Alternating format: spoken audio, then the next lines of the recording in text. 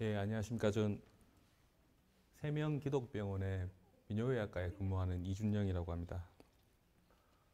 어, 이 너무 마이크 두 개나 차고 이렇게 강의하고 날씨 너무 추운데 원래 저희가 이제 전립선 비대증 환자한테 추운 날씨 자꾸 밖에 나가시지 말라고 말씀을 드리는데 그런 추운 날씨에도 불구하고 이렇게 나와주셔서 정말 감사합니다. 어, 오늘 이제 말씀드릴 주된 내용은 일단 전립선에 관해서 이제 주된 내용을 말씀드리고 제가 보통 이제 전공으로 하는 전립선 암에 대해서 말씀드렸으면 좋겠습니다.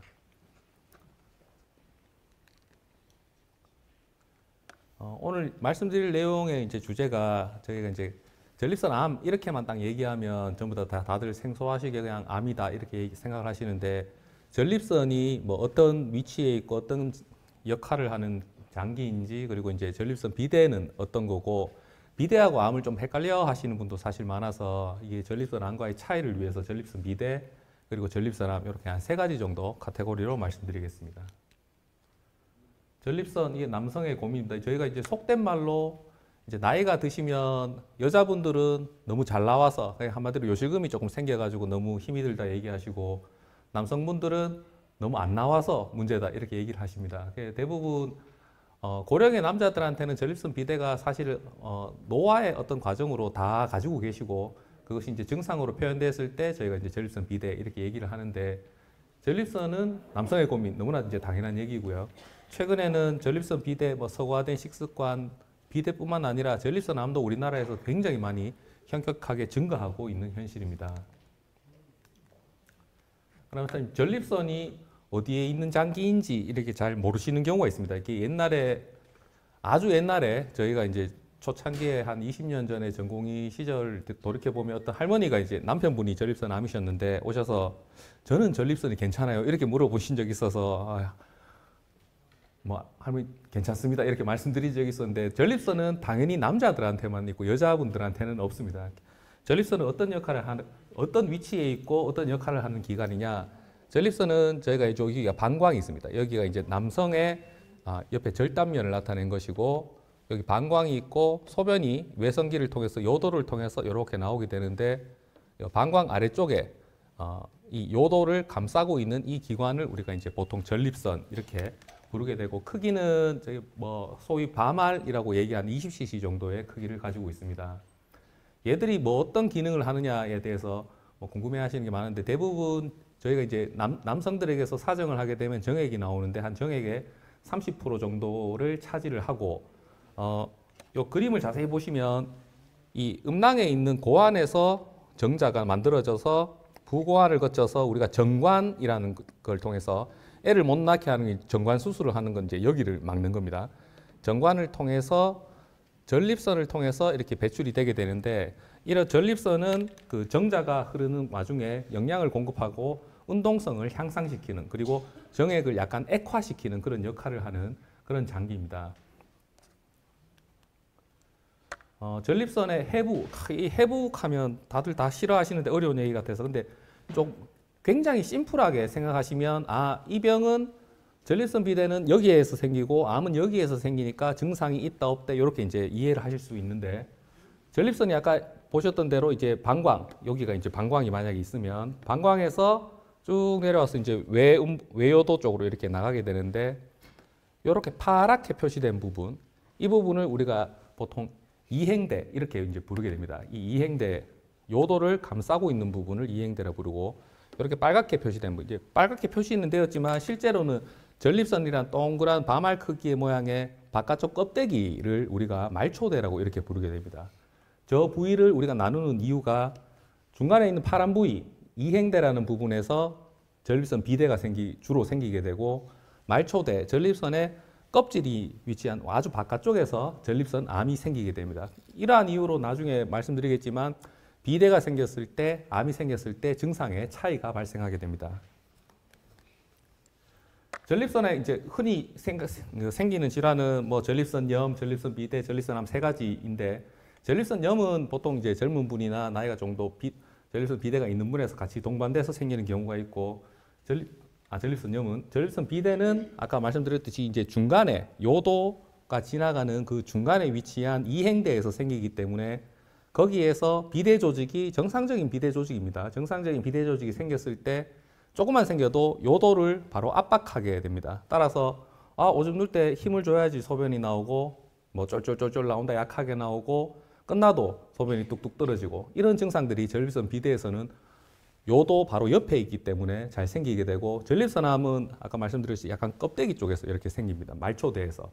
그래서 초기에는 어떤 배뇨 증상은 사실 거의 없다고 생각하시면 되고 나중에 증상으로서 발견되는 것이 아니라 이렇게 껍데기에서 생기기 때문에 우리가 검진을 적극적으로 해서 전립선암을 찾아야 된다는 것이 위치에 따른 병의 특성 이렇게 말씀드릴 수 있을 것 같습니다. 우선 전립선 비대는 워낙 요즘 뭐 정보나 이런 것들이 많이 많아서 다들 잘 알고 계실 거라 생각됩니다. 뭐 오른쪽 보시는 그림처럼 대부분 이제 술 드시고 이제 저런 경우가 많아지긴 하는데 소변 넣을 때 아까 말씀드렸던 중간에 있는 이행대에서 비대가 생겨서 그 소변이 배출되는 요도가 압박을 받게 되고 소변 넣을 때 보기가 좀 약해지는 것. 이것이 이제 우리가 전립선 비대증 이렇게 얘기하고 단순하게 비대가 있는 분이 증상이 없을 수도 있습니다. 그런 분들은 전립선 비대증이 아니고 전립선 비대가 있다. 그리고 증상이 동반되어 있을 때 우리가 증상이라는 얘기와 함께 전립선 비대증 이렇게 이제 얘기를 하게 됩니다. 전립선 비대의 원인은 전립선 비대는 뭐 양성으로 계속 생기는 거기 때문에 사실은 뭐 암 이런 것들은 전혀 아니고 이렇게 아까 말씀드렸던 정상적인 요도를 중간에 있는 이 이행대를 압박해서 굉장히 커지게 되면 오른쪽에 있는 그림처럼 이게 정상 요도구는 이게 뻐끔하게 넓게 보이는데 비대증으로 인해 좁아진 요도는 이렇게 양쪽에 전립선 비대 조직이 생겨서 중간에 압박되어서 소변을 잘 못 누는 이런 증상이 발생하게 됩니다. 대부분 다 사실은 유병률을 가지고 있다 이렇게 생각하시면 됩니다.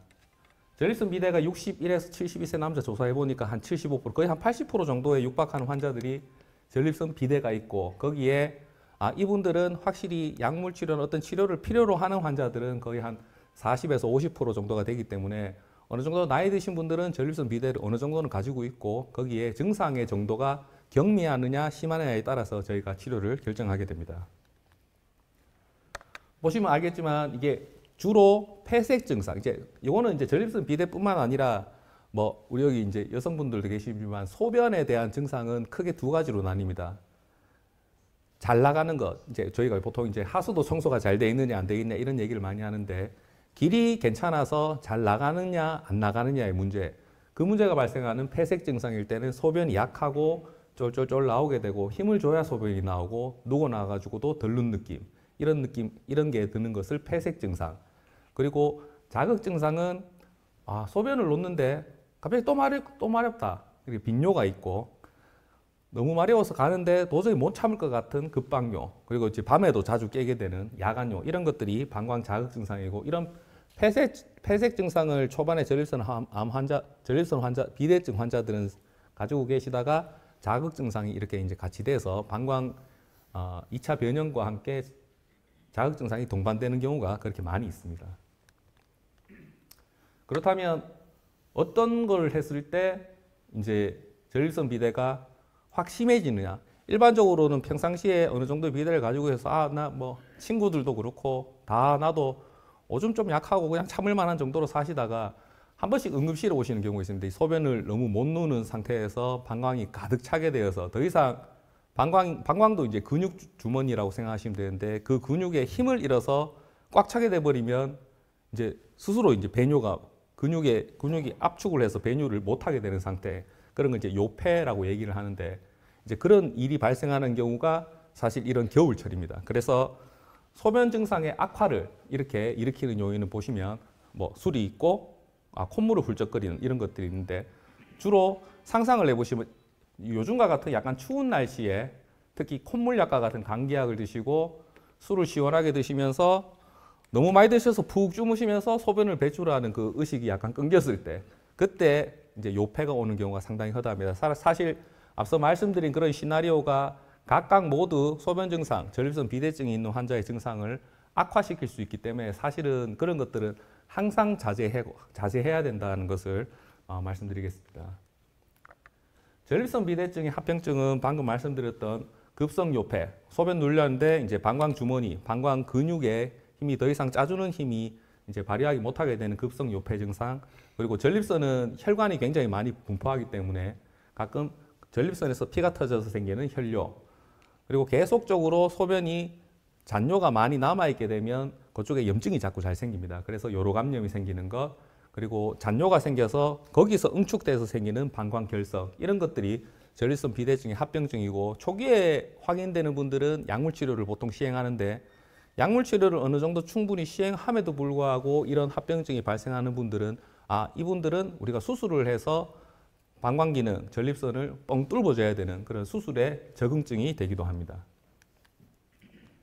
전립선 비대의 치료는 사실 대기요법이라고 적혀 있지만 대부분은 사실 약물 치료를 하셔야 되는 분이 많고요. 어느 정도 충분히 이분이 정말 배뇨 기록지나 이렇게 요 속도 검사 저희 과에 오시면 하는데 이분은 약을 드셔야 되는 정도의 상태가 저희가 확인이 되면 보통 일반적으로는 약물 치료를 먼저 시행을 하게 되고, 약물 치료를 시행함에도 불구하고 만족스러운 증상의 개선이 없거나 우리 검사상의 이상이 아직 보일 때 이제 그제는 이제 수술적 치료를 해야 되는 그런 것들이 전립선 비대증의 치료의 일환입니다. 약물 치료는 크게 이제 두 가지 정도 약물이 있다 이렇게 생각하시면 됩니다. 첫 번째는 이쪽 전립선 요도, 그리고 이제 방광목, 이게 방광경부라고 얘기를 하는데, 이 방광경부를 약을 먹으면 이렇게 싹 넓혀주는 역할을 하는 알파 블로커, 알파 차단제라고 얘기하는 저 약. 그리고 두 번째는 이런 약들은 사실은 전립선 자체가 비대가 줄여들게 할 수는 없습니다. 그래서 추가적으로 전립선 크기가 우리나라 지금 보험 기준에서는 제가 알고 있기로는 전립선 크기 40cc 이상인 분들한테 보통 적응증이 되는 전립선 자체를 조금 줄여줄 수, 혹은 전립선 비대가 점차 나이가 드실수록 더 증가하게 되는데 그거를 막아주는 5알파 리도타드, 이렇게 전립선 줄어들게 하는 약, 이 두 가지를 각각 환자의 상태에 따라서 이제 적절하게 이제 사용하면 전립선 환자들의 약물 치료가 된다라고 생각하시면 될 것 같습니다.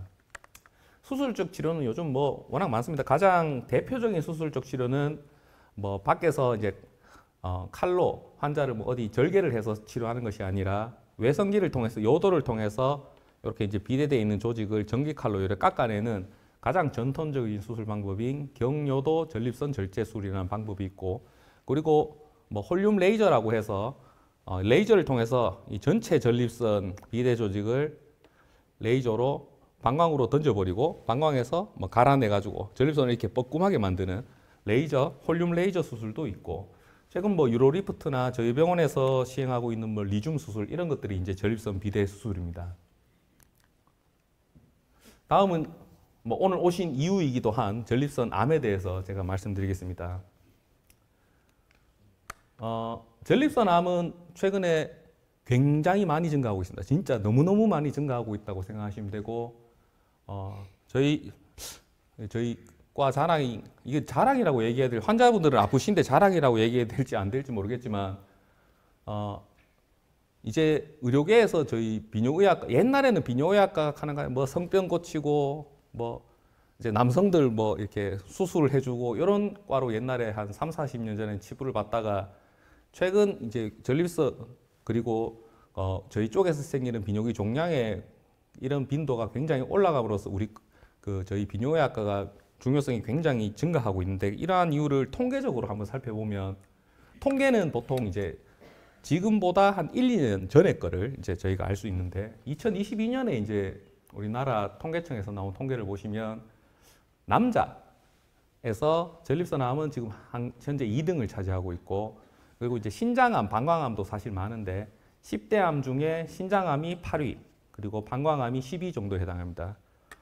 바꿔서 생각해 보면 전체 우리나라 남자의 암 중 10개 중에 3개가 비뇨의학과에서 치료를 해야 되는 병이다, 이렇게 생각하시면 되고, 몇 년 전만 해도 전립선 암은 보통 한 4등, 5등 정도에 위치하고 있었습니다. 하지만 최근에 이 정도로 등수가 빨리 올라올 줄은 사실 아무도 예측을 못했고, 원인은 모르겠습니다만, 이게 연세가 많아지고 고령화가 이제 점차 되고, 그리고 저희가 사실은 아니라고는 얘기해도 서구화된 식습관을 다 이제 지금은 할 수밖에 없는 그런 사회적 여건이 되다 보니까 전립선암은 많이 증가하고 있다. 이렇게 이제 해석을 하고 있습니다. 남자분들에서 언제 그럼 나이가 전립선암이 제일 많은가를 보시면 요 잘 보이실지 모르겠는데 이 녹색, 연두색 이런 걸로 표시된 건데 보시면 한 60세가 넘어감으로써 아주 이제 폭발적으로 증가해서 한 80세, 75세에서 80세 정도의 가장 피크를 이루는 것이 전립선암입니다. 따라서 나이가 어느 정도 되는 그런 어른들한테 전립선암이 많이 발생한다는 것을 알 수가 있고 특히나 65세 이상, 저 빨간 표시의 표시를 보면 65세 이상에서는 전립선암이 뭐 지금 현재 2022년 통계에서는 1등으로 발생률을 자랑한다. 그렇다면 무슨 근거로 1위가 될 것이라고 생각하고 지금 현재 저는 사실 지금 상태에서는 1위라고 생각을 하고 있는 이유가 결국은 서구화된 식습관을 통해서 일본이나 우리나라나 중국이나 대부분은 서구 쪽의 병들을 따라가고 있습니다.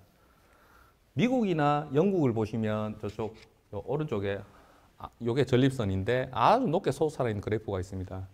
너무나 말도 안 되게 다른 암과는 너무나 아주 급격한 차이가 2등과도 아주 급격한 차이가 있을 정도로 전립선암은 정말 무조건적인 1등에 지금 차지하고 있고 일본 역시 몇 년 전부터 이제 전립선암이 남성암의 1위로 올랐었습니다. 반대로 생각해 보면 우리나라보다 일본이 뭐 식이나 이런 데서 서구문물을 먼저 받아들였기 때문에 어떤 질병의 발생률은 몇 년을 앞에 선행한다고 이렇게 알려져 있는데 우리나라 통계에서는 지금 2022년에는 2위지만 사실 저희가 예측 모델을 썼을 때 지금 올해 한 2024년, 5년 이때는 전립선암이 1위를 할 것으로 저희가 생각을 하고 있어서 이렇게 전립선암이 1위를 하기 때문에 또 특히나 증상이 초반에는 없기 때문에 전립선암의 검진에 대해서 굉장히 잘 생각을 하고 계셔야 됩니다. 아까 위치를 이제 말씀드렸는데 전립선암은 저렇게 이제 전립선의 껍데기 쪽에서 전립선 세포가 비정상적으로 우리가 어느 정도 자라야 되는 한도가 있는데 막 분열해서 자라나 이제 암적인 성질을 가진 것을 저희가 전립선 암이라고 부르게 되고 아까 말씀드렸듯 당연하게 외국, 서구화된 그런 외국에 따라서 점차 굉장히 많이 증가하고 있다. 이건 앞에서 이제 말씀드린 내용이라서 사실 넘어가도록 하겠습니다. 그렇다면 전립선암이 뭐 어떤 위험 인자가 중요할까? 이제 그래프로 한번 보시겠습니다. 아까 나이가 들수록 이렇게 증가한다 이렇게 말씀을 드렸는데 나이가 사실은 우리가 이걸 어떻게 바꾸지는 못하기 때문에 어쩔 수는 없지만 나이가 사실은 중요한 위험 인자입니다. 보통 우리가 전립선 암에 대해서 검진을 시작할 때 가족력이 있는 분들은 한 40대, 40대부터 시작을 하라. 그리고 가정 없는 분, 일반 분들은 50대부터 시작하라. 이렇게 말씀을 드리긴 하는데 일반적으로 오른쪽 그래프 보시면 아까 말씀드린 것처럼 한 50세 그리고 60대 이름으로써 아주 폭발적으로 전립선암이 증가하기 때문에 나이가 드실수록 전립선암 검진을 항상 잘 받으셔야 된다는 그런 얘기를 하고 싶고 당연히 여자보다 남자에서 생기기 때문에 하고 남성 호르몬에 관련된 암이기 때문에 전립선암은 남성 호르몬 이것들은 사실 그리고 나이 뭐 남성 호르몬 인종 이런 것들은 바꿀 수가 없는 그런 상황입니다. 그보다 더 중요한 것은 요 오른쪽 밑에 그래프 보시면 이게 왜 서구화된 식습관이나 이런 것들이 중요한가에 대한 그런 그래프인데요. 같은 중국 사람이라도 이 사람이 중국에서 태어나서 자란 사람하고 같은 중국 사람인데 이제 미국에서 쭉 자란 사람하고 전립선암의 발생률을 보면 이만큼 차이가 납니다. 그리고 같은 일본 사람이라도 일본에서 나고 자란 사람 그리고 미국에서 나고 자란 사람은 전립선암의 발생률이 저만큼 차이 난다는 것은 결국은 서구화된 식습관을 통해서 뭐 붉은 육류 그리고 이제 가공 육류 이런 것들을 외국에서 많이 섭취하고 우리나라도 이제 사실 점차 섭취하고 있지 않습니까? 그런 것들이 전립선암의 유병률을 확 올릴 수 있는 그런 위험 인자구나라고 알고 계시면 됩니다. 혹 가다가 저희 환자 중에 아주 굉장히 스마트하다고 생각되는 분인데 젊은 분이라도 저희 아버지가 전립선암 때문에 돌아가셨는데요. 검진하고 싶어요. 혹은 나이가 있으셔도 내 그 형이나 동생이 전립선암에 걸려서 나 검진하고 싶다. 이렇게 오시는 분 아주 굉장히 잘 오시는 경우이고 왜 그러냐 하면 전립선암은 당연히 유전병은 아닙니다. 유전병은 부모가 가졌을 때 유전적으로 거의 무조건적으로 자녀들이 이제 병이 생기는 걸 저희가 유전병 이렇게 얘기를 하는데 유전병은 아니지만 유전적 소인을 가지고 있습니다. 우리 아버지가 전립선암이면 내가 전립선암이 생길 가능성이 몇 배는 높구나. 그리고 내 형제가 전립선암이 있을 경우 내가 전립선암이 가질 확률이 보통 사람보다 몇 배는 높구나. 이렇게 생각을 하셔서 그런 내 혈육이 있을 때 내가 전립선암에 가질 찬스가 높기 때문에 이런 분들은 더욱더 확실하게 검진들을 잘 하셔야 됩니다. 이건 이제 말씀드렸던 앞에 결국 이제 서구화된 식습관 이런 거를 말씀드리는 건데 뭐 우리나라 뭐 아무리 뭐 채소류 이런 거 많이 섭취한다고 하더라도 사실은 저도 뭐 이게 더 맛있습니다. 이게 이런 게 더 맛있고 많이 먹게 되고 요즘 배달의 민족이나 뭐 연세가 있으시기 때문에 자녀분들 다 이제 저런 거 몸에 좋다고 가져오시는데 사실 저거 몸에 좋지 않습니다. 전립선암을 일으키는 유발 원인이기 때문에 일반적으로 생각하는 평탄하고 건강한 식생활, 주로 채소 위주, 과일, 그리고 단백질 섭취는 뭐 콩으로 한다든가, 뭐 그 어류 이런 걸로 이제 한다든가, 대부분의 붉은 육류 그리고 동물성 지방 이런 것들은 전립선암을 일으키는 위험 인자이기 때문에 상당히 조심하셔야 됩니다. 나머지 뭐 사실 성생암, 만성 전립선염 이런 거는 전립선암하고 크게는 관계가 좀 아직 논란이 있고, 비만, 음주, 흡연은 시간이 갈수록 이게 전립선암과의 관련성이 매우 높은 것으로 저희가 이제 점차 나타나고 있어서 당연히 전립선암이 가족력이 있거나 이럴 때 붉은 육류 이런 것도 피하지만 너무나 당연하게 내 건강을 지키는 비만을 안 일어나게 운동을 열심히 한다든가 음주, 흡연 이런 걸 다 피하시는 게 맞습니다. 전립선암의 특징적인 증상, 사실 특징적인 증상은 없습니다. 특징적인 증상 없고 아까 말씀드렸던 이제 중간에 있는 그 이행대에서 비대가 생기고 바깥쪽에 있는 말초대에서 전립선암이 생기기 때문에 전립선암이 우리가 초기에 어떤 증상으로서 할 수 있는 방법은 사실 많지는 않고 대부분은 검진을 통해서 이게 건강검진을 적극적으로 해야지 전립선암을 조기에 발견할 수 있구나라고 생각하셔야 되고, 간혹 가다가 이제 전이가 아주 심하게 돼가지고 뼈 통증으로 오시는 분이 있습니다. 이제 그런 분들은 이제 뼈가 통증이 정형외과 가가지고 도저히 낫지 않는데 사진을 찍어 보니까 빨리 비뇨기과 가봐라 이렇게 해가지고 오신 분도 왕왕 있어서 그 통증에 대해서도 저희 정형외과 선생님들 뭐 치료하다가 도저히 안 되는 통증에 대해서는 아마 사진 찍어보고 이렇게 하실 건데 그 보시면 이제 저희 과로 넘어오시는 경우가 많이 있습니다. 말씀드렸듯이 전이는 뼈로 가는 전이가 굉장히 어떤 장기로는 뼈로 가는 게 많고, 뭐 당연히 주위에 임파선이나 골반 내 임파선 그리고 골반 외라 하더라도 뭐 흉부나 복부 쪽에 임파선으로 전이를 많이 가게 됩니다. 이제 증상은 검진을 하는 게 굉장히 중요하구나 이렇게 이제 생각을 하시면 되고, 그렇다면 진단은 어떻게 해야 되는지. 1차 검사, 우리가 환자들이 왔을 때 전립선암 검사는 특별한 증상은 없고 전립선암의 검진을 원한다 이렇게 얘기하시면 하는 그런 검사들이 있습니다. 이게 첫 번째로 사실 많이 하는 게 전립선 특이항원 피검사, 그 전립선 특이항원 검사를 하게 되고, 그 다음으로 항문으로 저희가 이제 손가락을 넣어서 전립선에 뭐 경결이 있는지 혹이 있는지 울퉁불퉁한지 딱딱한지를 보는 직장 수지 검사, 그거와 더불어 전립선 초음파에서 혹시 이상이 있는지 전립선 초음파, 이 한 3가지 정도를 저희가 전립선 환자 의심이 될까 안 될까를 확인하는데 1차 검사로 사용하고 있고, 만약에 거기에서 뭔가 전립선암의 가능성이 일반 분보다 높다 이렇게 생각되는 분한테는 저희가 확진하는 검사는 전립선 조직 검사가 되게 됩니다.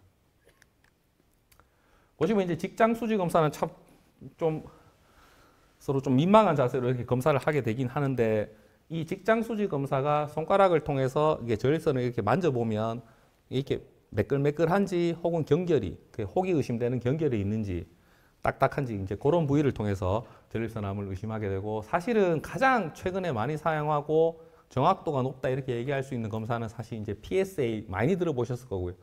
전립선 특이항원이라는 피검사, 혈액검사를 통해서 나오는 겁니다. 이게 PSA가 이제 주로 하는 역할은 이게 우리 몸에 전립선에서 생성되는 효소인데, 전립선에서 우리가 정액이 고체로 나오면 안 되지 않습니까? 그래서 정액을 액화시키는 그런 역할을 하게 되는 것이 이게 PSA라는 효소입니다.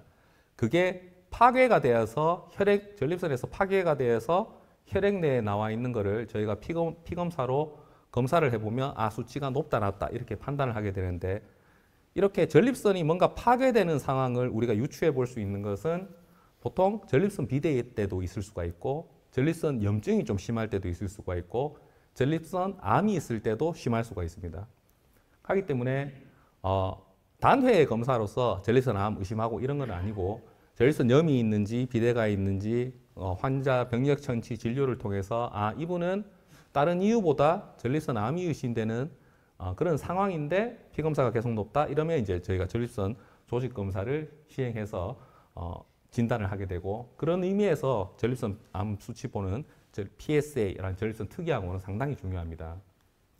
단순하게 환자를 처음 딱 진단할 때의 중요성도 있지만 이 PSA가 나중에 수술을 하거나 방사선 치료를 하거나 혹은 전이가 된 분들은 수술 방사선 치료에 해당 사항이 없기 때문에 치료가 잘 되고 있나를 평가하거나 이렇게 전립선암의 스크리닝뿐만 아니라 예후를 예측하고 치료 반응을 평가하고 재발 유무를 평가하는 그런 의미에서 전립선암 PSA는 상당히 저희가 많이 사용하고 있고 그래서 여러분도 사실 대부분 PSA, 전립선 암 수치 뭐 이런 거 많이 들어보셨을 거라고 생각이 됩니다.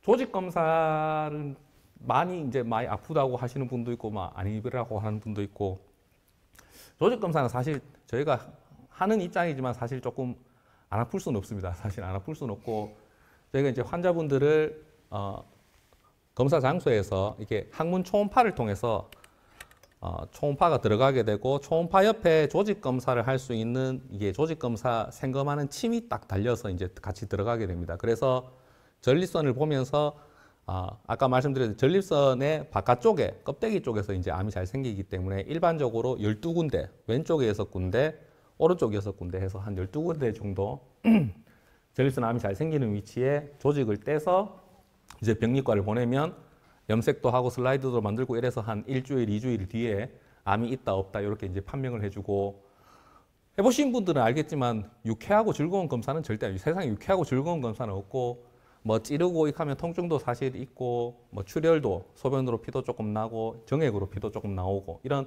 잔잔한 어떤 합병증들은 당연히 존재할 수밖에 없고 저희가 가장 무서워하는 것은 요금이다. 이제 폐혈증이 정말 많지는 않은데 저희 병원은 저희가 통계내 보니까 확실히 적긴 하던데 폐혈증이 조직 검사하시는 분들의 한 1, 2%에서 통상적으로 생기기 때문에 항상 가셔도 열이 나면 빨리 오셔야 된다. 그 정도의 이제 말씀을 드리고 조직 검사는 이렇게 좀 불가피하고 합병증도 있는 검사지만 우리가 확진을 하기 위해서는 어쩔 수 없이 하는 검사라고 그렇게 생각하시면 될 것 같습니다.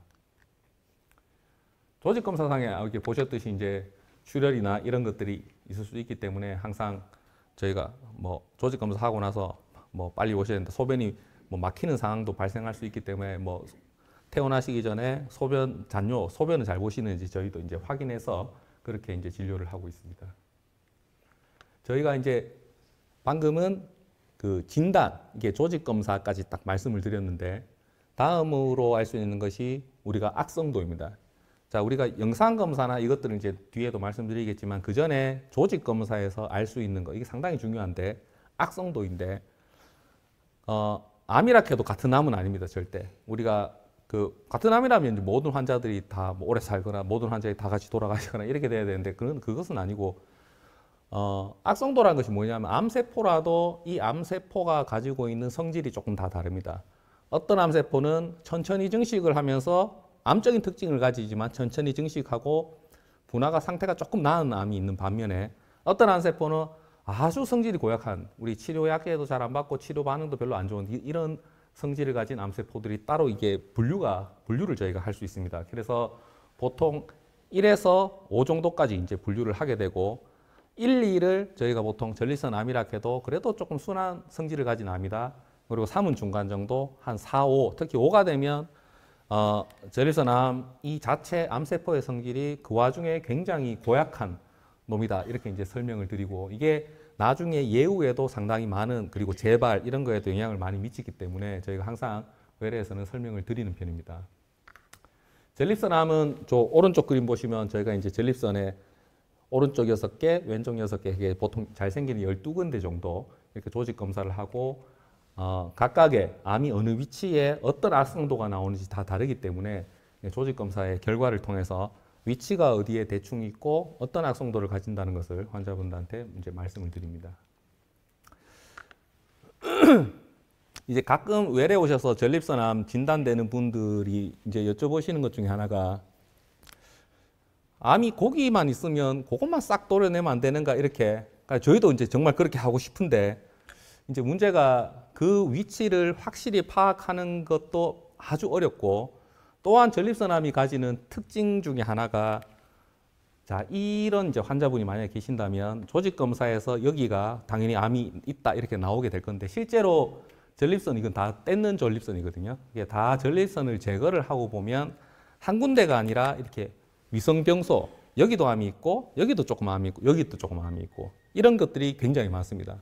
한 개만 위치가 가진 게 아니라 두 군데, 세 군데 있는 위치가 있기 때문에 사실은 전립선암이 진단된 분들을 우리가 조그맣게 고기만 딱 어떻게 치료할 수 있는 방법 있으면 좋겠지만 하고 최근에도 뭐 그런 연구들은 활발히 논의되고 있지만 아직까지는 명확하게 이게 100%라서 이 방법이 표준이다 이렇게 얘기할 수 있는 방법은 없고 결국은 전립선 전체를 다 드러내야 되는 수술을 할 수밖에 없는 그런 이유이기도 합니다. 다음은 이제 여러 가지 앞에서 뭐 검진하는 방법 그리고 이제 전립선암을 확진하고 악성도 이렇게 이제 말씀드렸는데 다음은 병기. 이제 병기라 하면 암이 뭐 소위 얘기해서 어느 정도 퍼져 있는가를 나타내는 것입니다. 우리가 뭐 전립선 안에만 위치하는 1기, 2기 이러면 오른쪽에 보시면 이제 초기암, 국소전립선암 이렇게 부를 수가 있고 3기 정도부터는 이제 병이 조금 난해해지기 시작하는데 3기는 전립선 안에만 있지 않고 전립선 껍데기보다 살짝 넘어갔거나 혹은 정낭 침범이 있거나 이런 안에만 있지 않는 국소긴 한데 약간 진행해 있는 국소진행성 전립선암을 저희가 보통 3기 이렇게 얘기하고 4기는 전이가 이제 뼈 전이가 뭐 혹은 많거나 임파선 전이가 있거나 이런 경우에를 이제 저희가 4기 전립선암 이렇게 이제 부르게 됩니다. 이런 병기의 결정 방법은 특히 보시면 뭐 MRI 찍는 거를 통해서 이제 많이 하게 되는데 보시면 이렇게 뭐 MRI의 어떤 특징적인 사진들이 몇 가지가 있습니다. 그것 따라서 좀 까맣게 보이는 경우도 있고 하얗게 보이는 경우도 있고 이런 걸 따라서 이게 전립선보다 안에 있는지 밖으로 나갔는지 이런 것들을 이제 병기 결정 방법에 MRI를 사용하게 되고 검사를 왜 이리 많이 하냐 이렇게 말씀을 하시는데 CT나 뼈 사진 여기까지는 무조건 다 찍어야 됩니다. 왜냐하면 CT는 대부분 고령이시기 때문에 전립선암 문제뿐만 아니라 뭐 갑자기 검사하다가 폐암이 발견되는 경우나 췌장암 발견돼 이런 경우가 또 사실 흔합니다. 그래서 CT를 통해서 다른 병이 있는지 이것도 확인을 해야 되고 중요한 것은 임파선의 전이가 혹시 주위에 있는지 요 흉부, 복부 쪽에 임파선의 전이가 있는지 CT를 통해서 확인할 수가 있습니다. 아까 서두에 전이는 뼈 전이가 많다 이렇게 말씀을 드렸는데 요 오른쪽 그림 보시면 이렇게 정상적으로 있는 분의 어떤 골 주사, 본 스캔이라고 얘기하는 이 검사 방법에는 괜찮지만 이렇게 뼈 전이가 이분 굉장히 많은데 까맣게 보이는 분이 다 사실 뼈에 전이 되는 부분입니다. 그래서 뼈 전이가 있는지 없는지를 저희가 확인하기 위해서 이제 골 스캔, 뼈 스캔, 본 스캔 요거를 시행하게 되고 일반적으로 영상 검사로는 MRI 찍는 거, CT, 흉부 복부 CT 찍는 거, 그리고 본 스캔 요 세 가지 종류의 검사들을 시행해서 전이가 있는지 없는지 암이 어느 정도 상태가 있는지를 평가를 하게 됩니다. 예후 예측은 앞서 말씀드렸던 뭐 PSA 그리고 악성도 병기를 통해서 나와 있는 것들을 통해서 대충 이분은 국소암이다, 국소진행성이다, 뭐 전이성 암이다를 평가해서 각각의 치료 방법을 선택하게 됩니다. 요거는 이제 전립선암이 이제 저희가 진단을 다 했고 병기 설정까지 딱 왔는데 치료는 진짜 굉장히 어렵습니다. 이게 환자분들은 이게 획일화된 치료 이게 뭐 수술을 할 수 있냐 없냐, 방사선 치료까지 해야 되는 안 좋은 상황이냐 뭐 이렇게 여러 가지를 굉장히 좀 물으시는데 전립선암만큼 효과적인 치료가 많은 병이 사실 없습니다. 수술도 어느 정도 괜찮고 방사선도 어느 정도 괜찮고 호르몬 치료도 뭐 나이하고 어떤 상황을 감안하면 어느 정도 괜찮다 이렇게 생각하시면 되는데 결국은 환자의 어떤 상황이나 나이, 특히 나이하고 전반적인 컨디션이 굉장히 중요한데 거기에 따라서 병 상태와 함께 그걸 종합적으로 고려해서 치료를 판단하게 됩니다. 대부분 치료는 크게는 이제 수술하는 방법, 그리고 방사선 치료하는 방법, 그리고 뭐 일반적으로 국소 있는 분들은 하면 안 되는데 이제 전이가 있거나 나이가 굉장히 많으신 분들에는 호르몬 치료하는 방법, 이렇게 약물 치료하는 방법, 이 세 가지가 주로 이제 전립선암의 치료 방법이 됩니다. 보시면 이제 국소암이나 국소진행성암은 수술이나 방사선 치료, 이게 국소 치료죠. 이제 수술은 거기 딱 떼내니까 국소 치료, 방사선은 뭐 온몸 전체를 방사선을 쏘면 안 되니까 전립선에만 방사선을 쏘니까 이제 국소 치료 이렇게 해당되는데, 이 국소 전립선암이나 국소 진행성은 수술, 방사선 거기에 이제 호르몬 치료를 섞어서 할까 말까 이렇게 생각하시면 되고, 전이성 전립선암으로 이제 넘어가는 순간은 이제 몸 전체가 전신적인 전립선암이 퍼져 있는 결과를 보이기 때문에 대부분 이제 호르몬 전신요법, 호르몬 약물 치료를 시행하여야 한다. 이렇게 이제 생각을 편하게 생각하시면 될 것 같습니다. 방금 말씀드렸던 내용이 이제 국소암, 국소진행성, 전이성 전립선암 이렇게 해서 치료 방법 말씀드렸고, 요즘 인터넷을 워낙 또 많이 하시다 보니까 병이 순하면 그냥 경과 보는 것도 있다 하던데 이렇게 말씀 많이 하십니다. 그것을 우리가 이제 적극적 관찰 뭐 이렇게 명명을 하는데, 이거는 이제 요거는 전적으로 의료진의 판단하에 좀 맡겨주셔야 되는 부분이 사실 있는데, 하실 수 있는 분들이 우리나라에는 사실 많지는 않습니다. 우리나라 분들은 우리나라 국가 검진 사업에 전립 PSA가 들어가 있지 않습니다. 아직까지도 들어가 있지 않고, 그 이유는 사실은 나라 뭐 다들 요즘 뉴스 보면 아시고 재정이 많이 어렵기 때문에 국가 검진 사업 자체에도 넣기가 사실 좀 나라에서도 좀 부담되는 면이 많이 있습니다. 이런 적극적인 관찰은 소위 얘기하면 병이 순해도 너무 순하다고 판단될 때, 암이 있는데 악성도도 너무 낮고 MRI에서도 잘 안 보이고 조직 검사했을 때 뭐 한 군데 정도 나왔고 한 군데 찔렀는 데서도 아주 미미하게 나왔을 때, 그런 아주 소수의 분에 한해서 이 암이 진행을 빨리 안 할 것이라는 예측 하에 피검사, MRI, 조직 검사를 이제 다시 시행하면서 이제 주기적으로 보면서 이분의 암이 악화될 소지가 조금이라도 보이면 우리는 수술 방사선 하겠다는 그런 기본 계획을 세우고 관찰을 하는 것이 적극적 관찰인데, 이런 치료 방법이 나오게 된 요인은 우리나라 말고 미국, 유럽 이런 데서 전립선암이 너무나 많이 발견되니까, 그래도 우리가 해보니까 좀 순한 분들은 그냥 경과 봐도 한 반 정도는 괜찮던데 라는 그런 이론적 배경 하에 나오게 되었습니다. 근데 문제는 우리나라는 이런 분들이 사실 많이 없고, 우리나라의 전립선암 환자들의 특징이 낮은 전립선 PSA 수준에도 불구하고 굉장히 높은 악성도, 높은 병기를 가지는 것이 굉장히 흔합니다. 그게 인종적 차이라고 생각하시면 되는데, 그렇기 때문에 적극적 관찰을 나를 진료하는 의사 선생님이 별로 안 원하는데 막 요구하실 필요 그런 거는 없고, 아주 특정한 분에 한해서 저희가 이제 적극적 관찰을 할 수 있다. 이 정도만 알고 계시면 될 것 같습니다. 가장 중요한 것은 내가 앞으로 기대 여명이 한 10년, 15년 이상이거나 다니시고 이런데 전혀 문제가 없다. 이런 이제 다니시는데 전혀 문제 없다. 이런 환자분들한테는 사실은 수술적 치료를 가장 먼저 시행하는 것이 이분의 장기 생존. 저희가 뭐 초반에 수술을 했을 때 요실금이 발생하기 때문에 많이 불편하시긴 한데, 장기 생존을 위해서는 수술로 시작을 하는 것이 가장, 할 수 있으면 수술로 시작하는 것이 가장 효과적이고 장기 생존을 어느 정도 담보할 수 있다는 것이 장점이고, 뭐 대부분 환자들은 이제 저희가 이런 방법을 권유하고, 또 이러한 이후에는 모든 효과적인 치료 방법이 다 들어가야 이분은 오래 사시게 됩니다. 근데 방사선 치료도 굉장히 좋은 치료임에도 불구하고 나중에, 초반에는 합병증이었지만 나중에 합병증이 잘 생기게 되고, 방사선 치료는 방사선 치료를 하고 나간 절대 수술을 할 수 있는 상황이 안 됩니다. 수술을 못 하기 때문에 수술을 하고 나서 재발을 하면 방사선 치료, 하고 나중에 또 재발을 하면 뭐 약물 치료, 호르몬 치료를 이렇게 하면 거의 한 10년, 15년 정도의 생명 연장을 저희가 담보할 수 있어서, 저는 대부분 환자한테는 이제 첫 번째로 하실 수 있는 그런 적응증이 되는 분들한테는 이제 수술적 치료 이렇게 이제 말씀드리고 있고, 수술하는 방법은 아주 뭐 사실 조금 심플하다고 이렇게 생각하시면 되는데,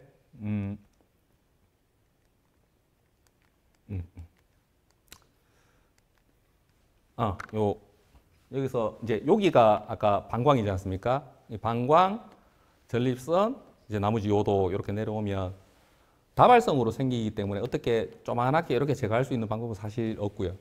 여기를 방광목하고 전립선을 이제 서로 분리를 시키고, 관략근하고 이제 요도죠. 요도하고 전립선 아래쪽을 분리를 시키고 이 전체를 다 제거하고 그러면 방광, 요도 이렇게 딱 두 가지가 남게 됩니다. 소변이 옆으로 이제 줄줄 흐르면 안 되니까 여기를 이제 실로 한 12군데 정도 이렇게 실로 쫙 꼬매서 방광하고 요도를 이렇게 딱 합쳐주는, 문합시켜주는 방법이 전립선 암 수술입니다. 말은 되게 쉽게 하는데 굉장히 어렵습니다. 굉장히 어렵고 그런 수술적 치료를 저희가 이제 많이 시행하고 있습니다. 옛날에 뭐 개복이 좋냐, 복강경이 좋냐, 로봇이 좋냐, 요즘 로봇 이렇게 얘기하니까 로봇이 거의 신적인 수술 방법처럼 나와 있는데 사실 개복 수술도 나름 괜찮은 방법이긴 한데 제가 하나 드리고 싶은 말씀은 로봇 수술을 하게 되면 저희가 한 10배 정도 확대경 하에 수술을 하게 되고 그리고 로봇 팔이 제 새끼손가락 엄지마디보다 한 반 정도의 굵기를 가집니다. 이런 게 한 3, 4개가 들어가서 수술을 하기 때문에 뭐 정확도, 정밀도 이런 거에서는 뭐 다른 수술과의 뭐 비교 자체를 거부한다고 이렇게 생각하시면 되고 이제 개복 수술도 상당히 멀리 보고 환자들이 통증이 심하고 그렇긴 한데 이제 복강경 수술은 요즘 아예 안 하고 있습니다. 전국적으로 안 하고 있고 로봇 수술은 이렇게 합니다. 환자분이 이렇게 이쪽에 누워 계시면 이런 로봇이 환자분의 이제 배에 구멍을 이제 몇 개를 뚫어서 이쪽 전립선 쪽으로 이렇게 로봇 팔들이 이렇게 들어가가 확대경하고 함께 들어가서 여기서 이제 수술하는 술자가 조정을 해서 이제 전립선을 절제하는 방법 이런 건데 비용을 제외하고는 무조건 다 로봇 수술이 좋습니다.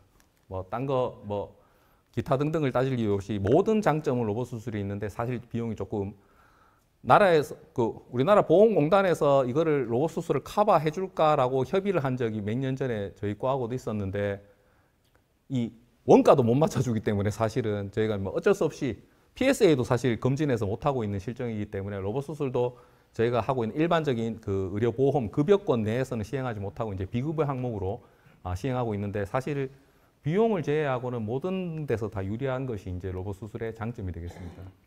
나머지 뭐 냉동요법, 하이프요법 이런 거 있는데 사실은 아주 특징적으로 일부의 환자에서 시행하는 그런 검사이고 이것도 뭐 널리 활용하고 있지는 않습니다.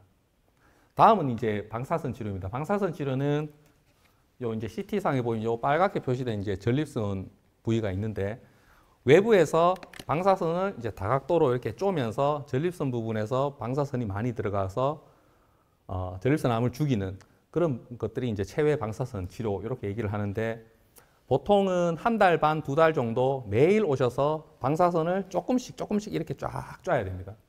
그렇게 하는 이유가 환자분들 좀 힘들게 하려고 하는 목적이 아니고 그렇게 해야 정상적인 조직은 어느 정도 살고 암 조직은 죽일 수 있다. 이런 이론적 근거 하에 저희가 이제 방사선 치료는 한 달 반 정도의 시간을 가지고 조금씩 이제 방사선을 쪼면서 그렇게 치료하는 방법이 되겠습니다. 방사선 치료도 상당히 뭐 초기 합병증은 많지 않은 좋은 방법이긴 한데 방사선 치료는 시간이 지나면 뭐 방광이나 직장 쪽에 출혈이 계속 생긴다든가 이차암이 발생한다든가의 문제점이 있기 때문에 우리가 잘 선별해서 환자를 딱 적응증이 됐을 때 치료해야 되고 최근에는 뭐 양성자, 중성자 이런 얘기 외래에 와서 많이들 다 얘기를 하시는데 어찌 보면 방사선 치료의 하나의 일종입니다. 이런 것들이 뭐 브라키세라피 포함해서 다 일종이고 아직까지 전국적으로 이 치료를 다 시행하지 않고 있는 이유가 많은 분들한테 이거를 권유할 만한 사항은 아닙니다. 아직까지는. 그렇기 때문에 너무나 신기술이고 입증되지 않은 치료 방법이기 때문에 널리 이용하기에는 그렇기 때문에 일반적인 치료, 수술, 방사선, 그리고 약물 치료 3가지 정도가 우리 전립선 암 환자의 치료에 많이 사용한다라고 생각하시면 될 것 같습니다. 이제 거의 마지막이지 싶은데 이제 호르몬 치료가 있습니다. 호르몬 치료는 호르몬을 주입하는 것이 아니라 남성 호르몬과 관계되어서 전립선 암은 증식을 하기 때문에 남성 호르몬을 거의 이제 옛날에 보면 고환이 없는 사람, 내시 수준으로 남성 호르몬을 거세 수준으로 억제시키는 남성 호르몬 억제요법, 박탈요법 이렇게 얘기를 합니다. 어떤 주사를 놓거나 약물을 먹으면 남성 호르몬이 거의 뭐 측정이 안 될 정도로 낮은 상태를 만들면 전립선암은 그거를 이제 남성 호르몬이 있어야지 자기 증식을 하는데 억제가 되게 되겠죠. 근데 이제 문제는 이런 호르몬 치료가 평생을 담보할 수 있다면 모두가 이런 치료를 하면 되지만 어느 정도 시간이 지나면 환자 상태에 따라서는 조금 다르지만 내성이 생기는 경우가 있기 때문에 내성이 생기고 나서 그 다음에는 뾰족한 치료 방법이었고 내성암은 정말 어마어마한 환자들한테 고통을 주고 삶을 앗아가기 때문에 사실은 호르몬 치료는 이렇게 낮게 전립선 암을 낮춰놓고 유지하는 치료고 결국 어떤 완치적인 목적을 가지고 사용할 수 없는 치료다. 이렇게 이제 생각하시면 될 것 같습니다. 부작용도 사실 조금 있습니다. 이제 남성 호르몬이 억제되기 때문에 여자분들 이제 다 겪어보셨겠지만 폐경기 때 안면 홍조가 확 생긴다든가 땀이 갑자기 확 난다든가 이런 증상이 사실 호르몬 억제 치료 하시는 분한테 좀 발생할 수가 많지는 않지만 발생할 수가 있고 다음은 만약에 이제 이 남성 호르몬 억제 치료를 함에도 불구하고 더 이상 치료가 되지 않는 우리가 거세를 만드는데 거세에 저항하는 전립선암으로 이제 내성이 생겨서 전립선암 세포들이 변화했을 때 이때는 2차 호르몬 치료를 한다든가 항암 화학요법을 항암 치료 보통 이제 머리 많이 빠지는 그런 항암 치료를 한다든가 이런 치료 방법을 사용해야 되는데 이때부터는 이제 사실은 조금 환자나 보호자분들이 조금 많이 힘들어지는 그런 시기라고 생각하시면 될 것 같습니다. 전립선암 오늘 아주 간단하게 말씀을 드렸는데 이게 굉장히 방대한 내용이기 때문에 핵심 부분만 말씀드렸는데 검진을 잘 받아야 된다. 이제 가족력이 있으신 분들은 한 40대부터 일반 분들 한 50대부터 검진을 받아야 된다. 그리고 시기에 대한 것은 수술을 하고 완치가 됐다라고 생각을 하더라도 우리가 붉은 육류, 가공 육류를 최대한 피하고 단백질은 어류나 콩을 통해서 섭취를 하고 동물성 지방을 피하고 채소 과일을 어느 정도 주로 섭취하는 그런 보통 건강식이라고 얘기를 하죠. 그 정도를 이제 식사를 하셔야 된다. 그리고 간혹 가다가 나는 암이기 때문에 그리고 호르몬 치료를 받고 있기 때문에 가만히 있어야 돼. 다치면 큰일 나. 이렇게 생각하시는 분이 있는데 전립선암은 이게 그 남성 호르몬 억제 치료를 하면 뼈가 점차 약해집니다. 따라서 뼈가 약해지는 분들의 예방을 위해서는 저희가 칼슘제나 비타민 D 같은 것을 보충도 하긴 하지만 본인이 열심히 운동을 하셔야 됩니다. 해야지 이제 뼈가 튼튼해지기 때문에 위축되지 말고 왕성한 활동 이렇게 밖에서 다니시고 운동하시고 이렇게 하면 전립선암에 좋을 것 같습니다.